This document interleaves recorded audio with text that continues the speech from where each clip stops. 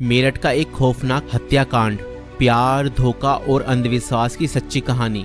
मेरठ उत्तर प्रदेश में 2025 में हुआ एक ऐसा हत्याकांड जिसने पूरे भारत को हिलाकर रख दिया। ये कहानी प्रेम, विश्वासघात और अंधविश्वास के खतरनाक जाल में फंसे कुछ लोगों की है, जिसने एक निर्दोष व्यक्ति की जान ले ली। इस केस में प्रेमिका ने अपने प्रेमी के साथ मिलकर अपने पति को मौत के घाट उतार दिया और उसके शव को 15 टुकड़ों में काटकर एक ड्रम में भर दिया और उसके अंदर सीमेंट डाल दिया। मगर चलिए इस कहानी को शुरुआत से देखते हैं। 2016 में मेरठ निवासी सौरभ राजपूत की मुलाकात मुस्कान रस्तोगी से हुई। दोनों के बीच प्रेम हुआ और कुछ सालों बाद उन्होंने शादी कर ली। लेकिन यह शादी सौरभ के परिवार को पसंद नहीं आई, क्योंकि मुस्कान एक अलग जाति से थी। इसके बावजूद दोनों ने अपने रिश्ते को मजबूत बनाए रखा। सौरभ मर्चेंट नेवी में जॉब करते थे और लंदन में पोस्टेड थे। शादी के कुछ समय बाद सौरभ लंदन चले गए, जबकि मुस्कान अपनी बेटी के साथ मेरठ में रहने लगी। इस दौरान उनकी जिंदगी में एक तीसरा व्यक्ति साहिल शुक्ला आया, जो मुस्कान को पहले से ही जानता था। सौरभ के लंदन में रहने के कारण मुस्कान की नजदीकियां साहिल से बढ़ने लगी। साहिल, जो पहले से ही मुस्कान को पसंद करता था, अब खुलकर उसके साथ वक्त बिताने लगा। मुस्कान ने उसे यह यकीन दिला दिया कि वह अपने पति के साथ खुश नहीं है और वह साहिल से सच्चा प्यार करती है। साहिल शुक्ला अंधविश्वासी प्रवृत्ति का था और आत्माओं, तंत्र मंत्र जैसी चीजों में विश्वास करता था। मुस्कान ने इस बात का फायदा उठाते हुए उसके लिए स्नैपचैट पर एक फर्जी अकाउंट बनाया, जिससे वह साहिल शुक्ला की मरी हुई मां के नाम से चैट करती थी। इस फर्जी अकाउंट से वह साहिल को यकीन दिलाने लगी कि उसकी मां की आत्मा मुस्कान को पसंद करती है और चाहती है कि वे दोनों साथ रहें। धीरे धीरे साहिल पूरी तरह से मुस्कान की बातों में फंस गया। मुस्कान ने उसे यह विश्वास दिलाया कि अगर वह उसके पति सौरभ को रास्ते से हटा दे तो वो दोनों एक साथ रह सकते हैं। साहिल अब पूरी तरह से मुस्कान के इशारों पर नाचने लगा था। मुस्कान और साहिल ने मिलकर सौरभ को मारने की साजिश रची।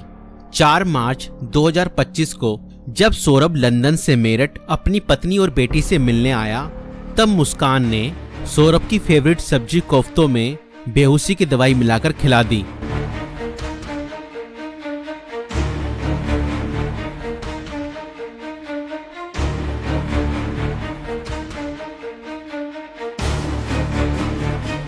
और जब सौरभ बेहोशी की हालत में बिस्तर पर पड़ा था, तब मुस्कान ने अपने दोस्त साहिल को बुला लिया और रसोई में जाकर वो बड़ा और धारदार चाकू ले आई, जो मुस्कान और साहिल ने पहले से ही प्लानिंग करके खरीदे हुए थे।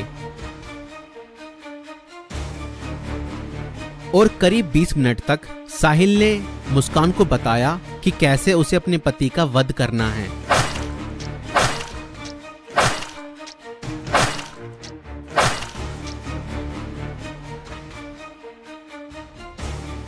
और फिर उसके बाद मुस्कान और साहिल ने सोते हुए सौरभ पर हमला किया और उसके हृदय पर 3 बार वार किए।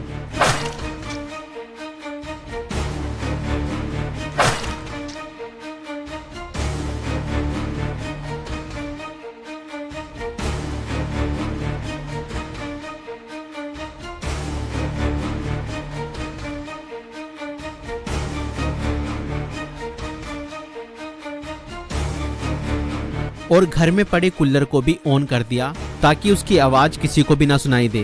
जब उन्होंने सौरभ को खत्म कर दिया, उसके बाद वह उसकी बॉडी को बाथरूम में ले गए।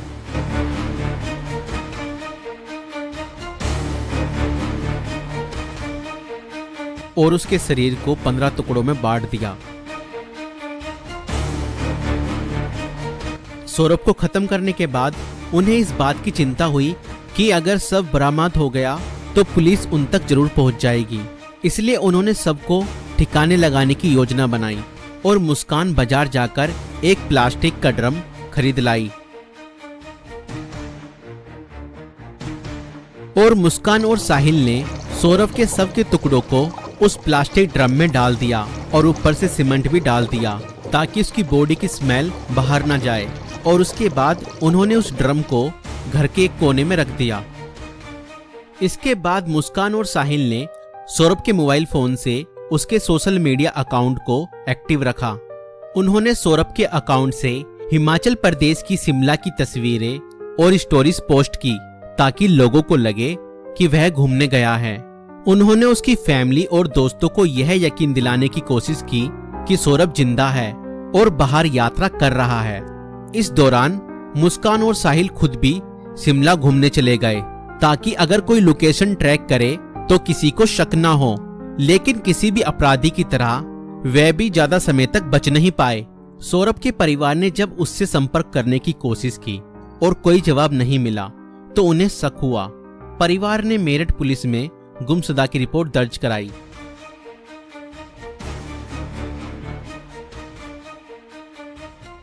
और इसी बीच मुस्कान ने अपने माता पिता को बताया कि शायद सौरभ का मर्डर हुआ है और उसके घर वालों ने ही उसका मर्डर किया है।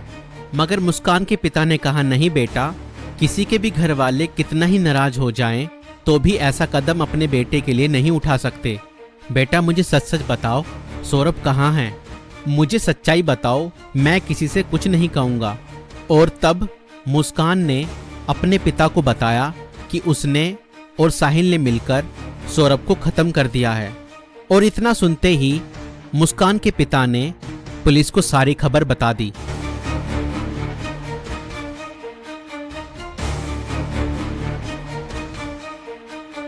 और पुलिस ने तुरंत मुस्कान और साहिल को गिरफ्तार किया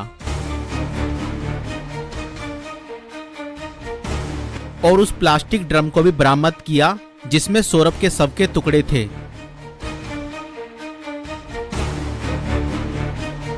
उस प्लास्टिक ड्रम को काटा गया और सौरभ के शरीर के टुकड़ों को बरामद किया गया।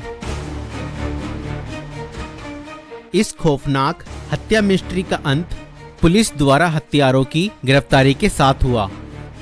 पुलिस ने मुस्कान और साहिल को गिरफ्तार कर लिया। दोनों पर हत्या, साजिश और शव को छुपाने के गंभीर आरोप लगाए गए। दोस्तों, ये घटना हमें यह सिखाती है कि अंधविश्वास का अंजाम बहुत बुरा और भयानक होता है। साहिल ने अपनी मां की आत्मा के नाम पर बनाए गए एक फर्जी अकाउंट पर भरोसा किया और हत्या जैसा अपराध कर दिया। और गलत संबंध और रिश्तों का अंजाम बहुत बुरा ही होता है। मुस्कान ने अपने फायदे के लिए साहिल को मानसिक रूप से कंट्रोल किया और हत्या तक करवा दी। और कानून से कोई नहीं बच सकता, चाहे अपराध कितना भी चालाकी से किया जाए। पुलिस की जांच और सबूतों के आधार पर अपराधी